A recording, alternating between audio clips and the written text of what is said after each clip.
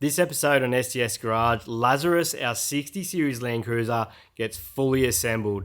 Custom paintwork, custom bar work, an engine conversion with a 4JJ1 D-Max motor. There's been 10 long months, lots of lost weekends, lots of afternoons late in the shed, lots of days we've spent on this car in between all our other commitments. It's a lot of hard work. It's a lot of blood, sweat and tears, but we're very happy to say we're super proud of the outcome. So let's get stuck into this episode and see how Lazarus the 60 Series turns out. So I logged into Pickles Online, I created an account and we went bidding. What am I bodging? Oh, well, a 60 Series Landcruiser.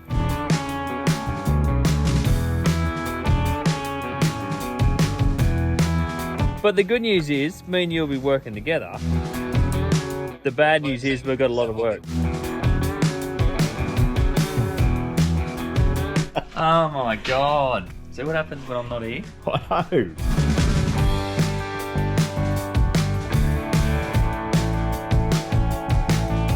It kind of looks cheap. It won't be cheap. Although the panel beat is pretty cheap. Look at it, it's healthy as. James, we can still be friends. We are friends. I suggest getting yourself a James for this bit. Jace, watch out, there's some old guy trying to break in.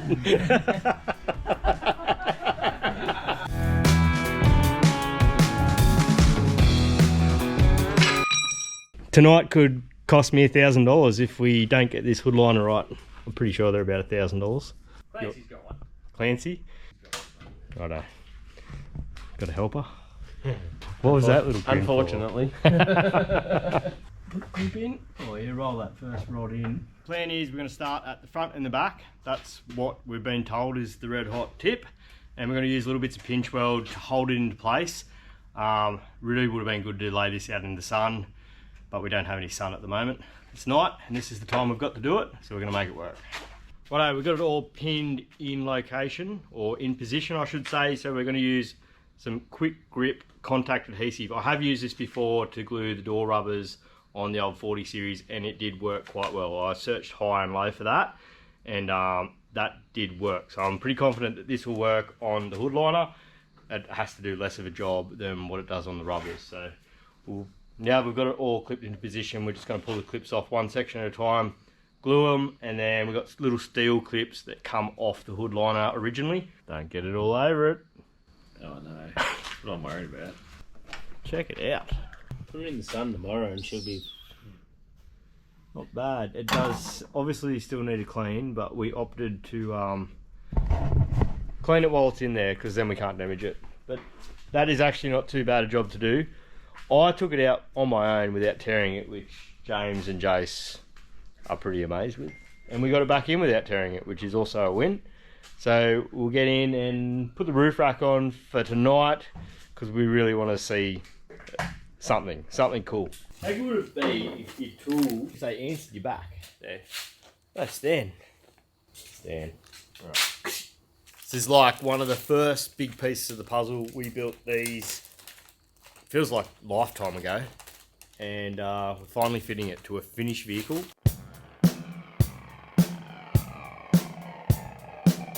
Happy? Yeah. Here we go, big moment. Oh, that's a good feeling, dude. That black trim goes in there. Like honestly, that will just look fucking seamless. Like really seamless.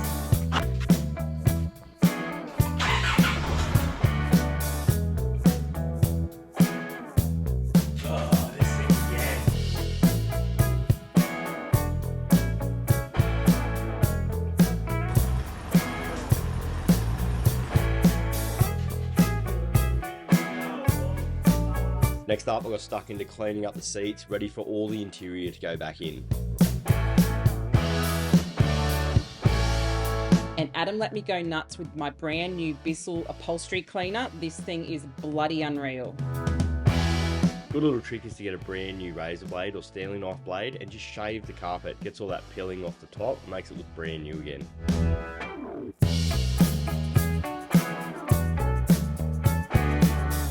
We've got the seat back from the trimmers. He did an unreal job. 200 bucks. He used a bit of the seat out of Clancy and repaired that right-hand edge where they all get torn. Could not be happier with that. That is a win. That's all we really need to do to the interior. And Meg's has given me an hour or two this afternoon. She's going to give that one a clean up too. And we'll get in and finish these headlight buckets off.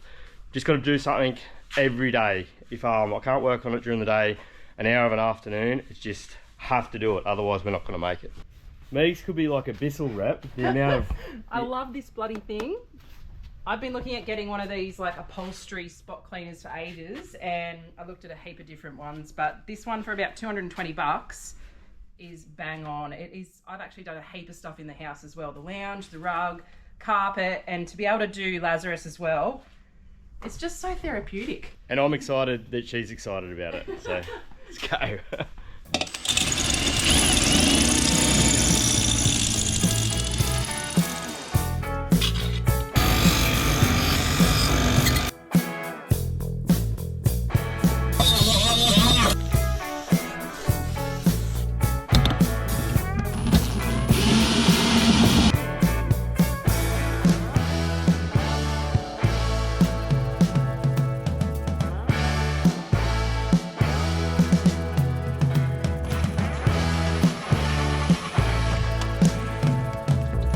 We've got the special little slotted roof rack bolts to go into that, so that's not going to fall off and hit the roof now. It's really starting to come together. However, we're pulling the car apart again. The driver's side guard's got to come off. We've actually got a bubble in the paint. It sucks, but these things happen with painting cars. I'm learning fast, and it's just James's dodgy prep work, I think, is what's let us down here. You're not going to put that. No, it's probably something I did, to be honest. Anyway, we've got just enough paint to get the guard repainted. So we'll get that off today. We're going to pull the dash back out again to find the wires for the head unit, finish wiring the speakers in. We've got one side step on the passenger side because this side can't go on until we get this guard done. And the wheels and tyres are on their way. What's another big thing we're missing? Oh, and a front drive shaft to make it four drive, of course. All the little window frames here, the grille and headlights rounds are going to be sent off to the painters this afternoon, hopefully. And we're freaking close, so we just keep pushing. Well, at this point, I really need to mention that how important it is to try and label everything and keep everything together. And we did our best. We really did put a lot of effort in when we were pulling it apart, and we have stolen a few bits of old Clancy, the old Blue Beast out the back. You take on a project like this, be as organised as you can at the start, and it makes this end of the project so much easier. It's going back together pretty well. Righto, finally going to put the rear bar on. Last episode we had it fitted just to get the exhaust right, but this time we got the brackets painted. You got them painted yet or what? Nearly. Nearly, he said. Get her done, get her done. Hey, Jamesy. I think it'll be black. Black? Potentially. No time. Next thing to go in was the windscreen, and the boys did a great job roping these things in. They are quite tricky sometimes. The lads have just made it look so easy. Yous have nailed it. I'm sweating out. Alright, so we've got the bonnet sat in position, and you really still won't see this car until we get it all together because of the freaking sun beating in down here. And it's hot. Real hot. So we get the bull bar on now because it can't be moved. It's once it's on and bolts are in, there's no real adjusting, and then we'll adjust the front guards to suit and get everything lined up.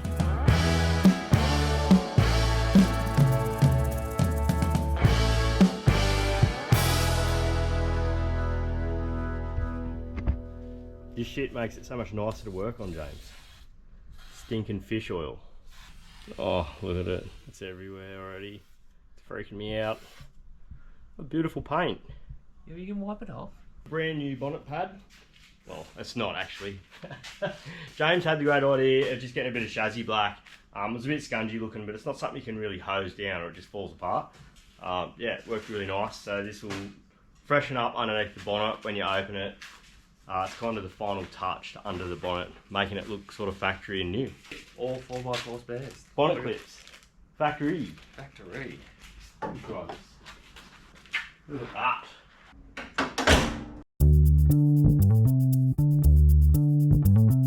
And as normally happens on a Friday afternoon, the riff-raff showed up for a beer. We just couldn't hold Jamesy back though. He just wouldn't stop working. And look, I really do appreciate all the work he has put into this project. It is a friggin' big job, and we're very proud of what we created. You just can't stop Jamesy. We've got heaps of help out the back here. How you doing there? Good job. You just keep working, Jamesy. Poor James. That's pretty standard. Loving it. Is that going to be long enough? That'll be the one. You know what you're doing? There's plenty of people here to tell you how to do it if you don't. This is the episode where James leaves. James, SCS Garage, we're out. The end. What's this shit too? You can't have that on. Ever. You'll have to sponsor me one of your shirts. You don't do any work, so you don't get a shirt. Oh, he's been doing a little bit. He's been going right. Can't put shit on him at the moment. It's... Sorry, yeah, you did paint the car, yeah. When he leaves, we'll put shit on him. Yeah, that's right. No, I'm not here. It's in. It's not in yet. Not I'd love to help, but I've got to hold the camera. If I help, do I get on the film? Yeah, absolutely. Get in there. James, look at Jace. He just can't stop touching it now. Took him a while to get warmed up, but really he's going. Yeah, huh? Just keep going. You gonna work? Yeah. Did you want any lube, or you do it dry? He does it dry. You should soak it up.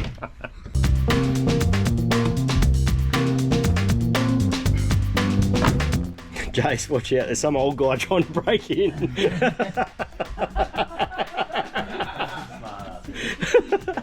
I'm just looking through the back there going, that's kind of creepy. Look at that. This is what backpackers feel like when they're in a 60 series. This is the moment of truth. Why do I get this job and not fucking Jamesy? You just flew in there, like, turned around, you were in the car. There you go, grab that one. Yeah, we got it. That rubber ray, fuck, that was tight. That was tight. The rubber brakes, it's all over. Well, you get step abs. Well, who would have thought putting the rear screen in a 60 series could be so entertaining? We did have a ball that night. Next day we got stuck into starting to put all the interior back in and just keep throwing parts at this car and get it together. Okay, so we got another good delivery from all 4x4 spares. They've sent me a 70 series front drive shaft. So beside it here we have the 60 series factory shaft that come out. What I'm really hoping is that the splines still work on the slip joint. I have done no research into this. My way of thinking is either way I have to get these to work. So the actual yokes are a different bolt size on the 70 series as to what the 60 series was. The 60 series is identical each end, whereas the 70 series shaft and transfer has a smaller bolt pattern on one end. So other than that, the length of the 60 series shaft is nearly dead on perfect, which is amazing because we never really looked into that. So let's get this out of the box and see if we can get these things to slip together. If not, we're going to be cutting and shutting a couple of drive shafts. Oh, brand spanking new. If only we could be so lucky that this thing slips together. All right. It looks so close. Oh my God. I'm pretty excited right now. We really did no research into that at all. We were just hoping to Christ that it worked. The whole point of it was to pull the one out of the 79 series and double check this. And it just sort of never happened. So we really threw caution to the wind here. And that is red hot because I'm near certain this is within 5 or 10 mil of being the right length. And being that it is a front shaft, 5 or 10 mil in here is not going to make any difference. We're going to get plenty of spline on it. I'm pumped. It's actually perfect. I thought it was going to be fairly tight. I don't know what I measured, but there's about 20 mil of slip joint out. So we're, 80% of slip joint in, and it all bolts up. Very exciting, I tell you. Okay, so next up is to put all the glass back in. So while it was out, we got it stripped and re-tinted in 30%. So meaning it lets 30% of the light through, which is as dark as you can go legally, or at least I'm pretty damn sure. Okay, so the plan is to sit the glass in first, then put the quarter window frame in after. We found that was the easiest way. So obviously we painted all these frames in black to match the tint, The door mirrors, rear vent and grille are going to be a different colour. We need to bust it up a bit. We didn't want to do the whole black and grey thing everywhere. I just think it gets too much sometimes. So we'll thread this down in, and then you've got to twist it at some point, like so. And then I'll take it back out because I haven't put any of the bloody mechanism in it. Whoops. Righto, we'll try and get this in. Okay, so we've got the quarter window frame in. Now we'll push the channel that the glass slides in down beside the glass and work it into position. A little bit of cricket piss just to help it go in.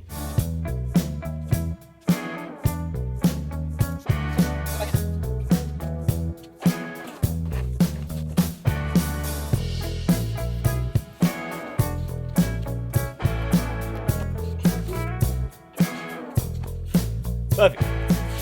Water does get inside your door, obviously, when you wind your window down and it's wet.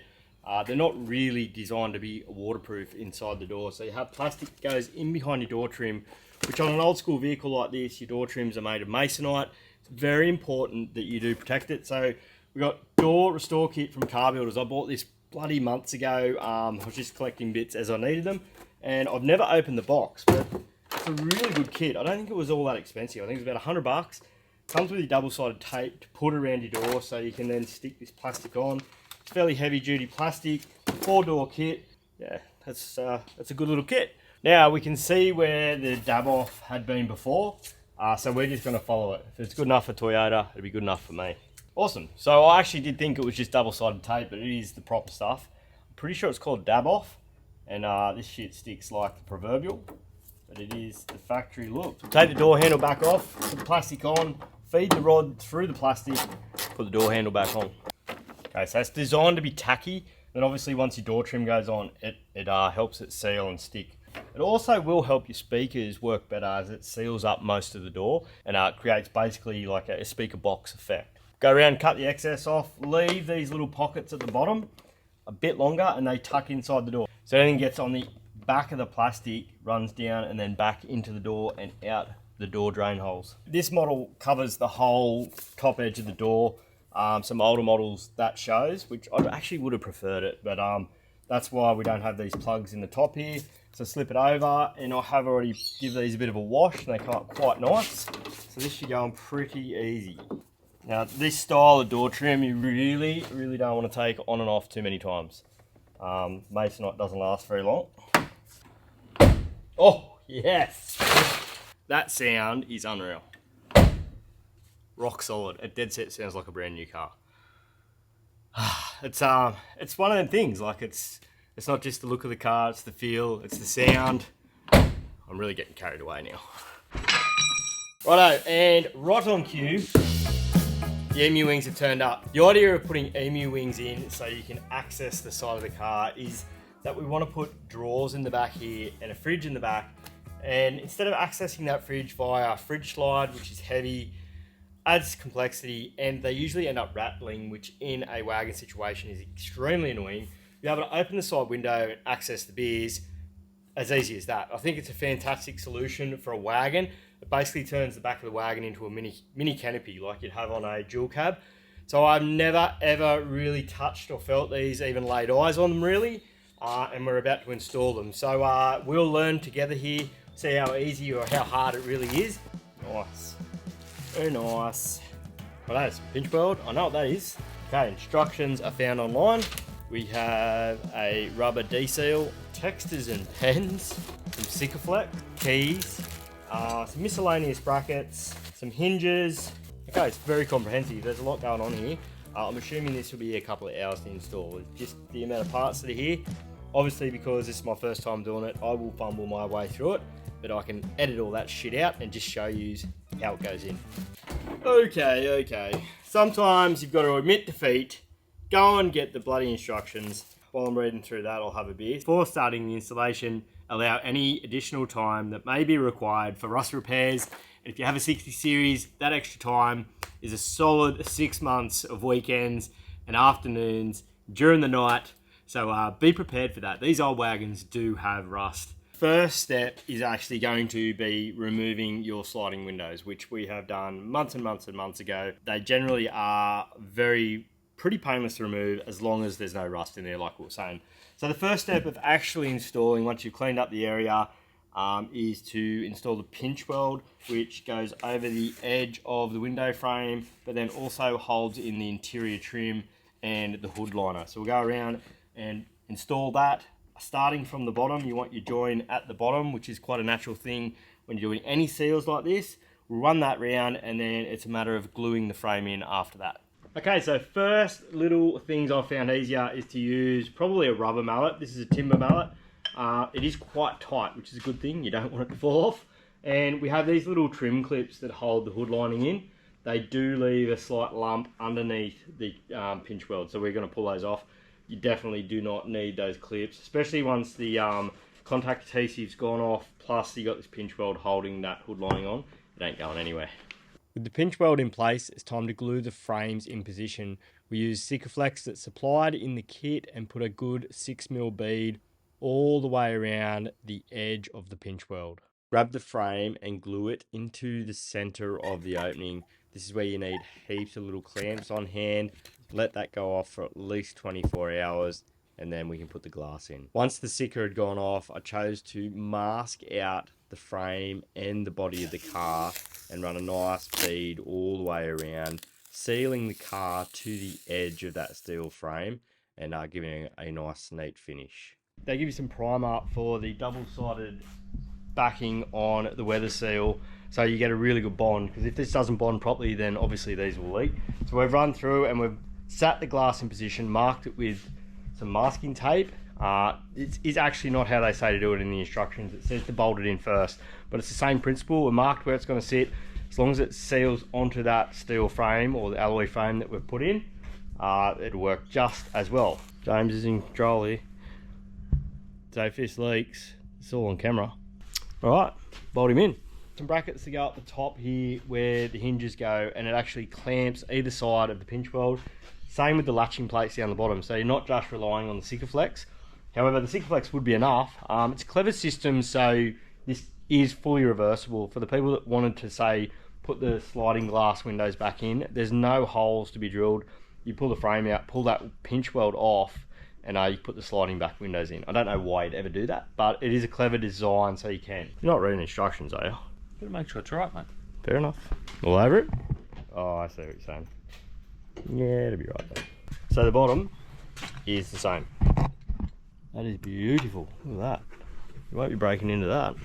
The latching place at the bottom clamp over the pinch weld and also secure the frame into the car, the same as the top brackets. Bolt the hinges into the frame, taking note of the gas strut location. Get the glass bolted in and now clip the gas struts on. From this point, it will take a little bit of fine tuning to get the glass to sit in the right location. We've got the mirrors here to go on. They're like a factory dark grey metallic with a matte clear finish over it, and that's what we're going to do the grills as well. I think just adding that extra colour rather than going black with all the grills and the mirrors, I think it'll really give it that cohesive feel, I think is the word. We'll see how we go. I better put the rubber under that though. Righto, for engineering we definitely have to have mud flaps, and for the blue slip and registration purposes, so we've gone and pinched some G-Works mud flaps, match the 79, and we'll chuck them on front and rear. We finally got the front right hand guard back from the painters with no bubble in the paint, so we put that panel on and then we could actually fit the snorkel. Woo! Righto, hopefully that guard doesn't bubble again, end up bubbling another 2 times. So we have fought all the way to get that guard on the car. Righto, we took the car outside, give it a wash. It's just about complete. So we're going to take the rear wheels off, spray the rear underguards with a bit of chassis black, and then it is time to put the wheels on. So we have a new release from ROH on this, pretty exciting, because this car still doesn't look right with a decent set of wheels, and we don't know if James is going to like them. No, they'll be right. They'll be right. He's pretty fussy.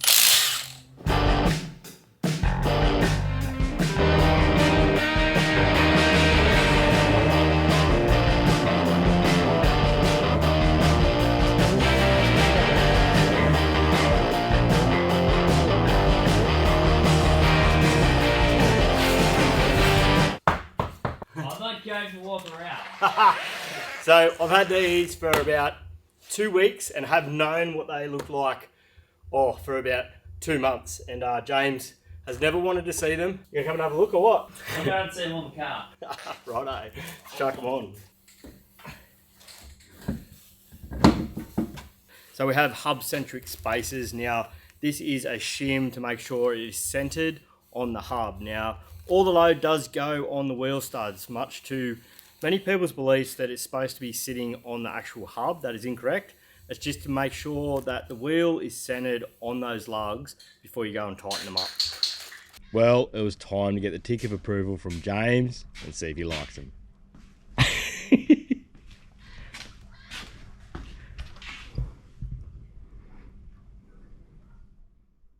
bad.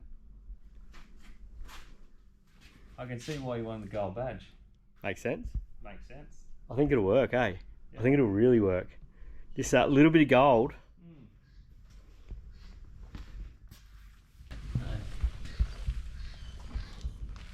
They look good, don't they? We got the tick of approval. This is coming from the fussiest man alive. Good size, eh? They are. They sit there just nice, don't they? Perfect. It just changes the car, doesn't it? Yeah, it does. No, it looks unreal. They're just that little bit of gold. You got the gold in the Emuwing, the G. G makes sense now. G makes sense. Ew, let's get them all on. Get them on. Grill, headlights around, so this thing is done. Oh my. So we got a factory looking silver colour on the grill and headlights rounds, and the centre is painted black. James wanted white, but overruled. Yeah. That is in. Well, I just can't believe how well it's come together. We've never really been able to visualise this car because we've never had more than one part of it on at one time. We built the rear bar and then we took it off. We built the sliders, then we took it off. The front bar, the roof rack, and it was really hard to picture how all these elements would come together.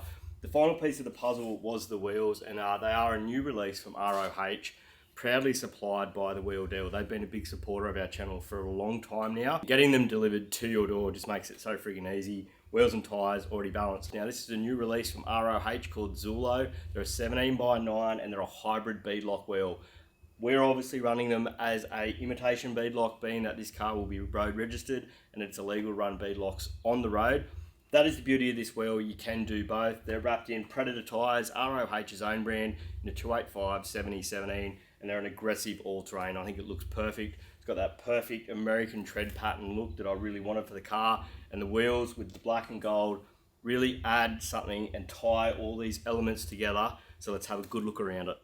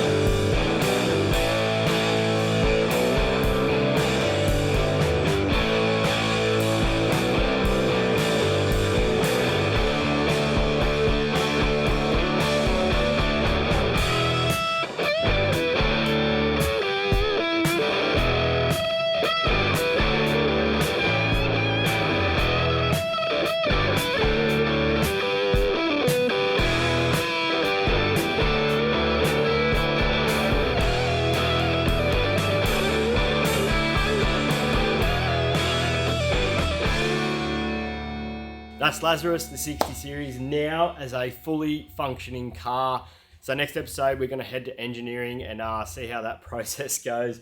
Just driving it down there will be interesting. Hopefully we don't get pulled over by the police. I have been told that if it is booked in for engineering or it is for registration purposes, you are allowed to drive an unregistered vehicle on the road, but we'll test that theory. Look guys, I really appreciate everyone that has followed along, all the support we've got from friends, family, everyone that's helped out on the car, our sponsors. It's a really big undertaking to do a project like this in one, such a short time frame, 2, film the whole thing, and 3, do it to quite a good standard. We're very proud of what we've created here. So if you haven't liked and subscribed, please do so. It does help us out and it costs nothing. I'm going to leave it there. Don't forget, you do only live once. Get out and do that project you've been always wanting to do, because I just did it and I'm bloody well stoked.